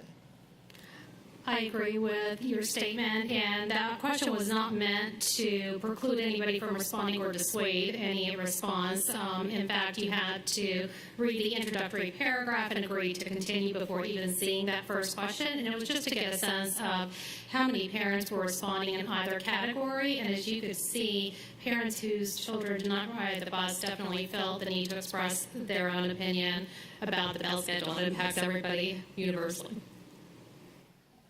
Just a comment for future surveys. I would love to have seen the responses, these two groups, does your child ride the bus, yes, no, as separate groups, and then follow them throughout the survey to see how they responded, to separate, on page 20, those groups, to see if there was a trend stronger one way or the other. Thank you. Thank you. Yes, Dr. Howard. Yes, due to the growth out here on the west side corridor, I would love to see the survey from the families of Rice Creek, Darby, and New Hampshire, because we have the most impacted changes towards the modification officer. We are significantly impacted on the bus time. And if you put it all in that 20%, it's hard to distinguish exactly how those families, feel regarding the bail proposed time. Then, Darby, Mercer, New Hampshire, Rice Creek, those are the schools that have the major modifications. I would love to see how those families feel regarding the survey. Dr. Howard Hall, we are able to break down the data, and we can follow up with you with regard to the specifics for those schools. Would you like them all together or separated by each school? Those and together, because this is our west side corner. It's the west side that has this impact. And I do have reservations regarding the bail time for these schools. For example, Rice Street, 9 o'clock is just late.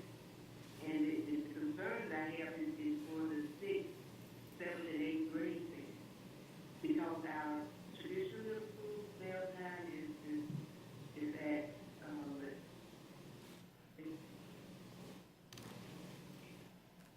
they're not impacted. I feel that the feedback would probably be positive, because the bail time is 7:40. But then here's Rice Creek at 9 o'clock. And so that's going to be a conflict regarding curriculum, extracurricular activities, and also extracurricular activities when you compare with the other middle schools and the other K-8 schools. Same thing for New Hampshire, which is a little early, but still it's a very late time. But I do have serious reservations regarding Rice Creek, 9 o'clock start time. Understood, and we can take a deeper dive into that data and present that to the board. Ms. Akins. Yes, I'd like to add to the record that we did meet with the school councils of all three K-8 schools that were impacted. Godley Station was in favor, and New Hampstead and Rice Creek did share their concerns with the entire transportation team. Thank you. Any other comments from the board? Yes, Ms. Hall. I'd just like to ask, do you get a sense that having pre and post care at each site, would that make a big difference in terms of parental concerns about getting to work on time and that kind of thing? Is that something we need to really dive into more, or? I think that's a great question, and definitely anytime that we can offer before and after care, that would positively impact any change or adjustment to the schedule. Again, Ms. Akins. Yes, Ms. Hall, thank you for that. We are currently in the midst of an RFP working with before and after school care for those schools that are impacted. Dr. Hancock is in charge of that, and so we should have some information coming out shortly about that. Good, thank you. Thank you. Any other comments? Yes, Mr. Grabowski. Are we opening up to all comments or specific about the parent survey? On this comments on the transportation and bell schedule update. Okay, well, there's still some more Yes. information, I think. I just Would wanted you like to see clarify. the staff results or just continue it, just wrap up the presentation? Continue. Okay. So with regard to the staff responses, what we did is send out similar survey to 1,279 staff. 623 of those responded for roughly 49%. Of those individuals, 64% came from elementary schools, 32% from the K-8s, and 4% from the middle school. We asked them similar questions with regard to the current schedule. This time we asked the question in the impact on daily attendance. And what we find is no impact, positive impact accounted for about 64% of the response, whereas the negative accounted for 36% of the response. We also asked about the current bell schedule impacting instructional time, and what you see there is the no impact and positive response accounted for 66%, whereas we had 33% who indicated a negative perception of the current bell schedule. Asking them about the current bell schedule impacting, just like we did with the parents, on-time arrival versus on-time departure, what we saw is that staff perceive on-time arrival as having no impact or positive with regard to 58% of the respondents, whereas 42% had a negative impression of the on-time arrival time. With regard to on-time departure, we see slightly more negative responses. 47% responded negatively, and 53% responded positively. And the last question that we asked staff was their perception of positive impact in moving to the proposed bell schedule. And what you find here is a pretty close divide, with 51% indicating positive responses and 49% indicating negative. Any questions with regard to the staff survey? We certainly appreciate the hard work. This is arduous work, and we appreciate all that you and your team and transportation are doing to try to get this resolved. We are happy to provide any support we can. Thank you very much.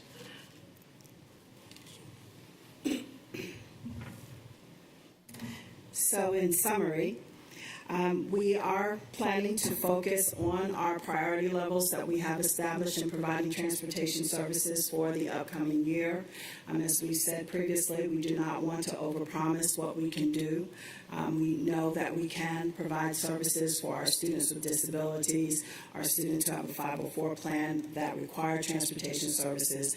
Those are our students at our Priority 1 level, providing services for Priority 2 and Priority 3 level students. Those are the zone students who are attending their neighborhood schools and pre-K or K through 12th grade.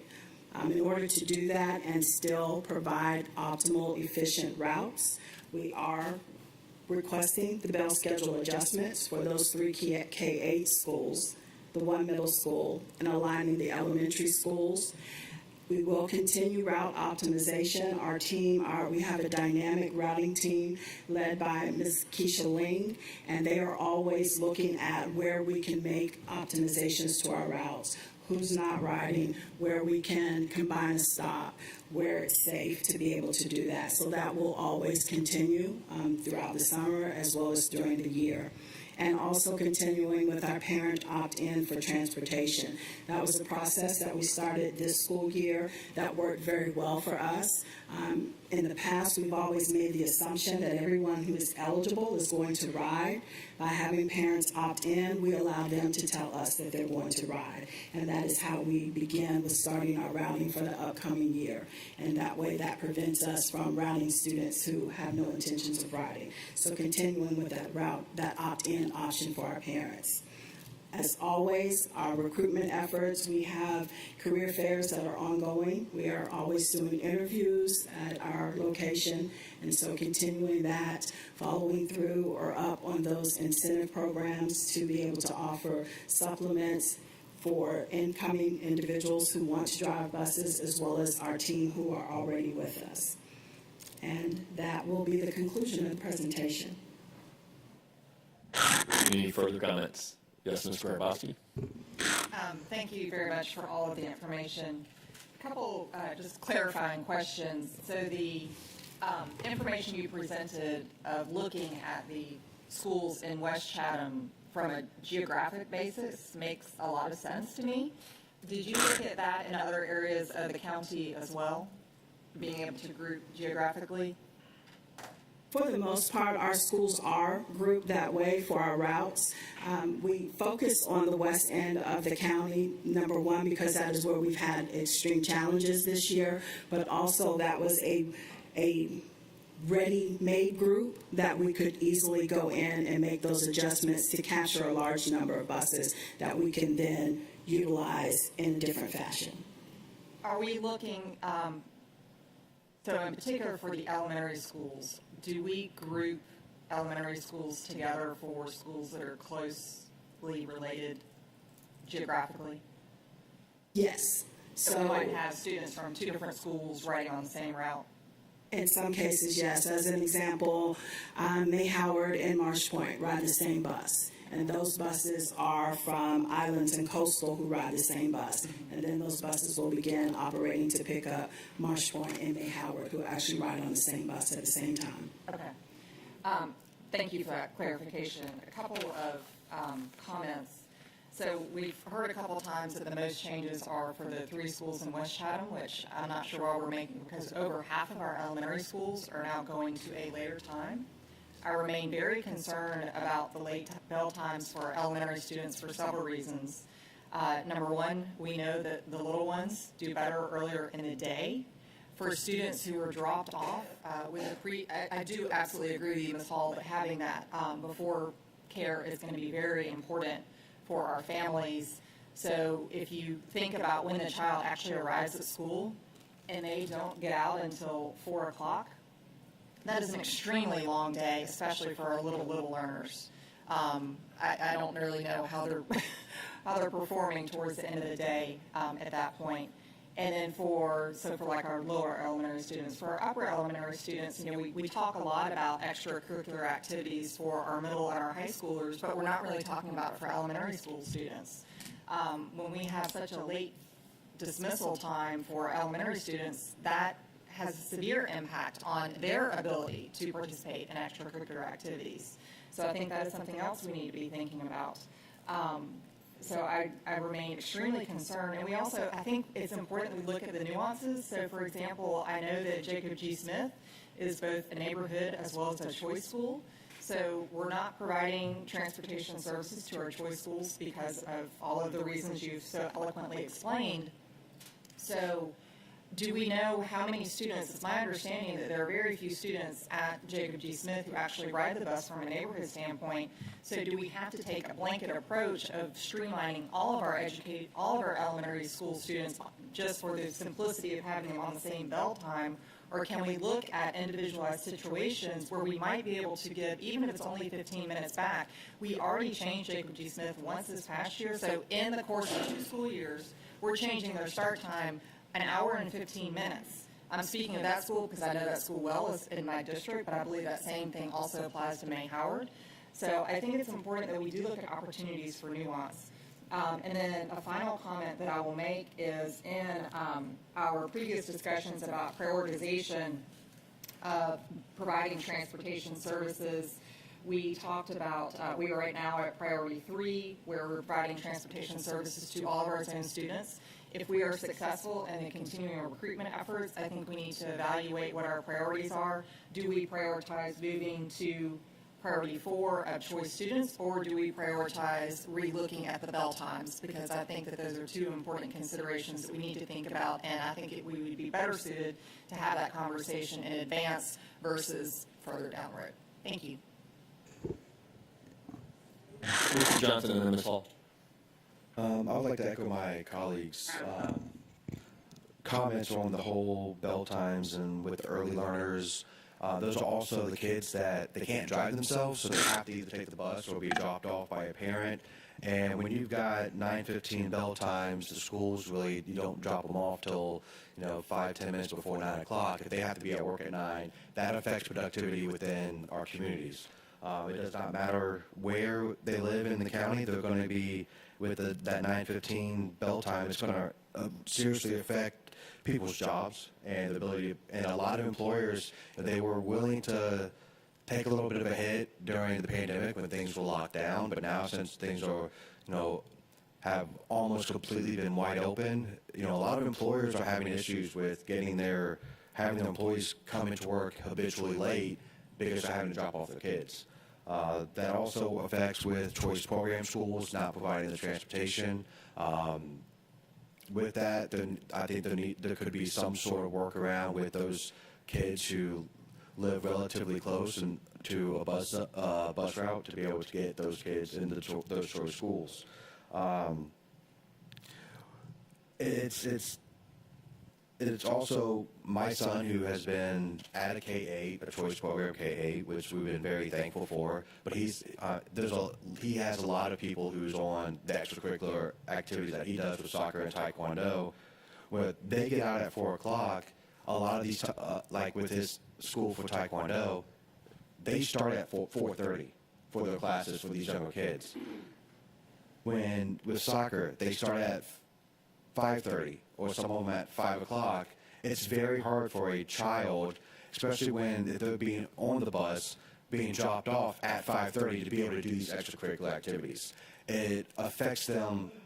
If they do decide that they want to continue, it's going to affect them down the road to be able to compete in the high school level, to be able to get those scouts for colleges to look at, to be able to get those scholarships that they might not otherwise be able to attend college. So we need to look at the entire process and look at the actual, we always say that we follow the data. The data tells us younger kids learn better early in the morning. And we always say that the school calendar is for academics. Well, we need to be able to actually look at the bell times and say that we're looking at them from an academic standpoint as well. And those younger kids learn better in the morning, whereas the older kids learn better a little bit later. Thank you. Ms. Hall? I was just wondering from academic affairs if we've noticed whether our choice numbers have remained robust or has there been any kind of fall off because we don't provide transportation. Ms. Hall, I'm not aware of any drop in the choice program, but I could provide that information. No, I was just wondering if it was precipitous, and evidently it's not. I'm not aware of any drop. Dr. Howard Hall? I'd like to first thank the team for the hard work that they do. We understand that there's a lot going on, and you put in a lot of hard work and dedication with this. I really do appreciate how we work with the organization, because we did have safety concerns regarding the morning and the afternoon commute. We've done walk-in audits, and you've done a great job with adjusting the time. I sat in on the call with Dr. And for the most part, the staff and the community are pleased with that adjustment. However, I did participate with Rocky Creek as well, and as I said earlier, I do have reservations regarding that 9 o'clock start time, which is entirely too late compared to all of the other 6, 8 grades, and this is a big difference. It's a big discrepancy there. So I would really love it if there is some type of way that we can go back and tweak those times where we have to and specifically Rice Creek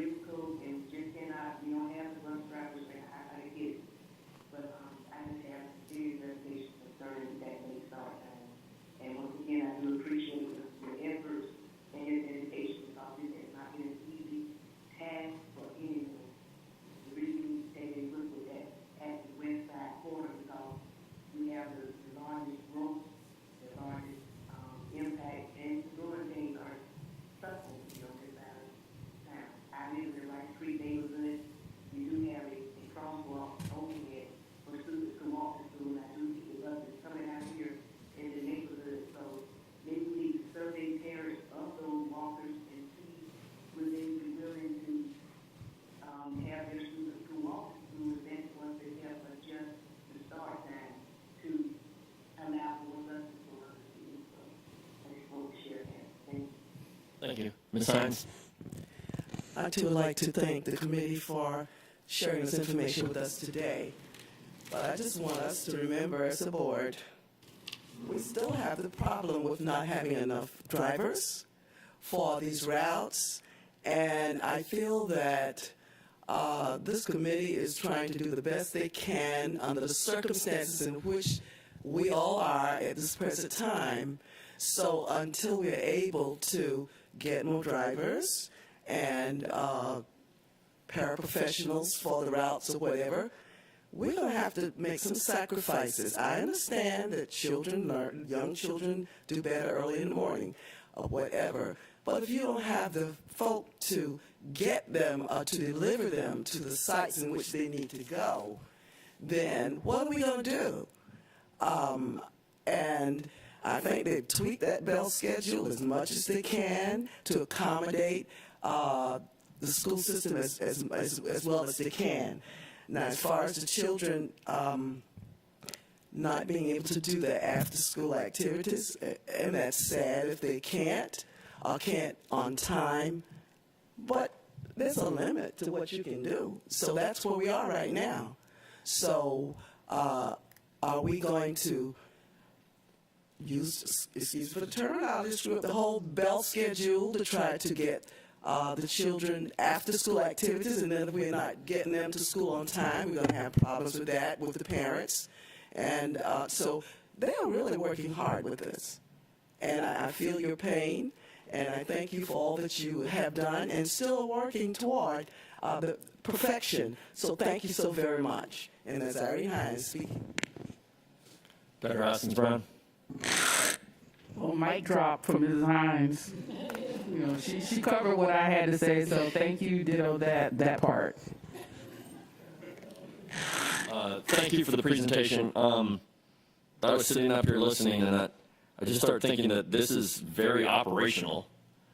And I don't know if we would better be suited as a board to sit down and actually look at policy that would drive some of the discussion points that we are making this morning about start times and things like that, rather than saying, I want this school at this time or that school at that time, or can we reconsider this? It just seems like we're getting down into the operational side of the house. So I think it is on us to sit down and figure out how we drive policy to inform the district how we want the bell schedule to look, rather than saying this school or that school, because nobody was fussing, or at least I can't remember any of us fussing, when the other almost 50% elementary schools had a 9:15 start time.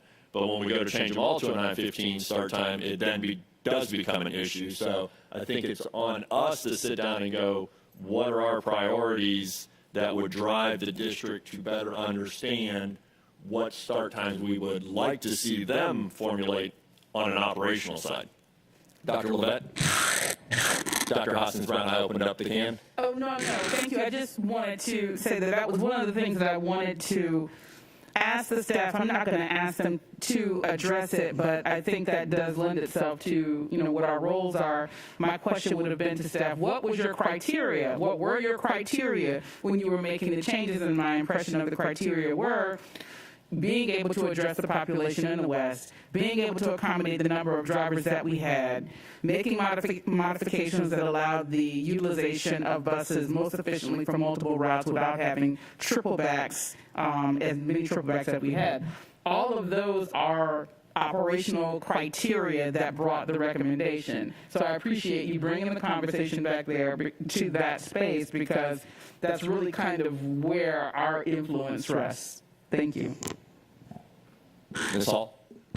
It seems like a retreat would be very good. Dr. Levette?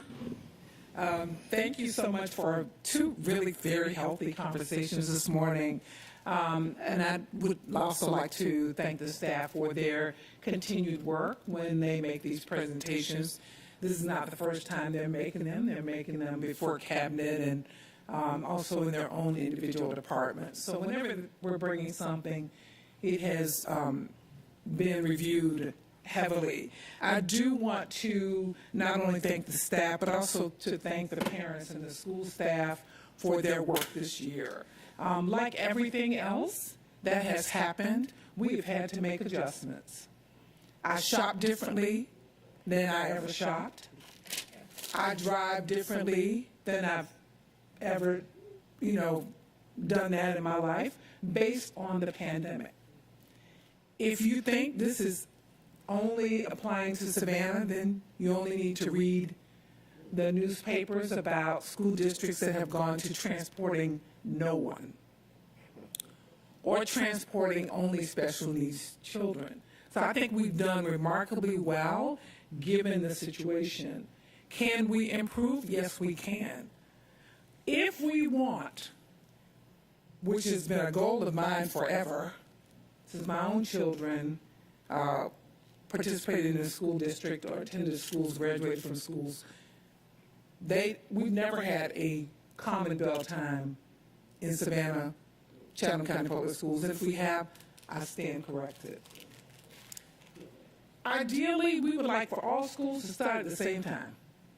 Ideally, it would be great, because then we could figure out the rest of the world. That is just not a reality. If you want those kinds of adjustments that indicate, everybody starts at the same time, we're going to have to give up something. And see, that's the difficult part. What do you give up? Because we gave up. We didn't have an opportunity. We couldn't do choice schools this year. But people adjusted. And I thank them for adjusting it, because for all these years, we've been one of the only school districts in the state that transported people, as you've seen, from all across the county. We gave it up this year. It's not going to be possible for next year because we're struggling just to meet our end zone. And our parents stepped up and they did what they needed to do. So I'm suggesting we will keep going back to the table, as Mrs. Kegler started out saying. We're going to keep going back and looking at efficiencies. But at some point, we're not going to be able to say everybody's going to start at the same time. So we're going to have to make some adjustments. Now, as a parent and grandparent, I would love to know in June how I'm going to operate in August. I would love to know that. And we can give you a bell schedule, but here's the problem if we give you a bell schedule right now. We come back in July, oh, you didn't give me enough time.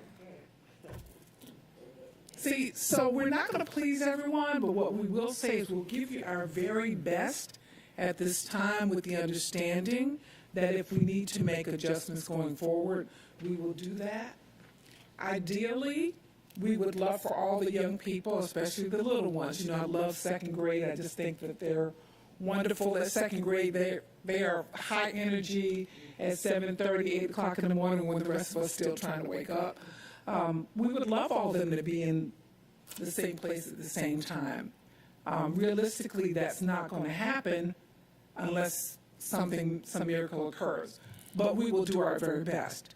The other thing that I've charged staff with is looking at how we support our parents by providing before and after care, because we recognize that is a big part of how the community works. Not necessarily how schools work, but how community works. So we will continue to work on that as well. We do not think that Y-Base is going to be able to cover everyone because the need is so great. So we will look at other options to consider. So please know that while this is not the ideal, the staff is continuing to look at options. Number one, on how we get the children to school on time and safely.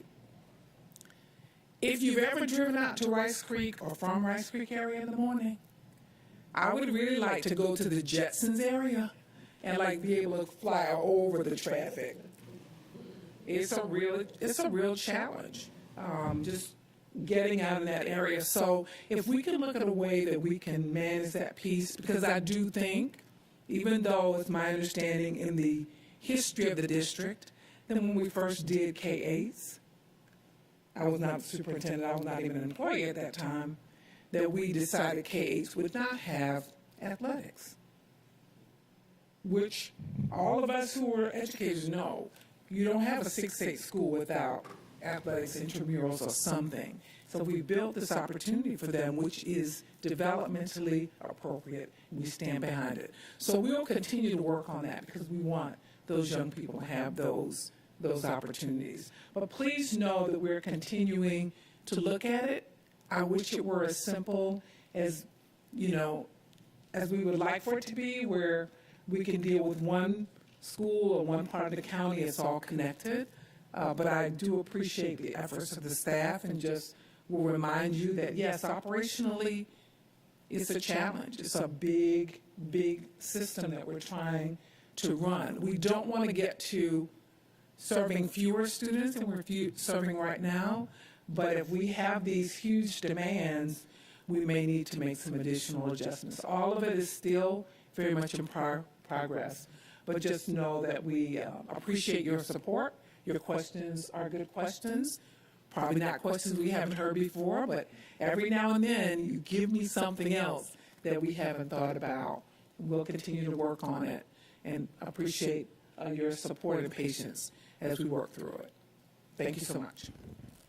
Thank you. I just wanted to thank all the board members and all the district staff for starting at 10 today and allowing us to actually have longer conversations than normal on all of these points. I think it worked well. So I would speak on behalf of the executive committee that we might have more board meetings starting at 10 o'clock. If we don't have any further information for the informal session, I'd like to make a motion to adjourn and move into executive session to discuss personnel, legal, and real estate matters. I have a motion from Ms. Hines and a second from Mr. Johnson. All in favor? Informal session is now closed.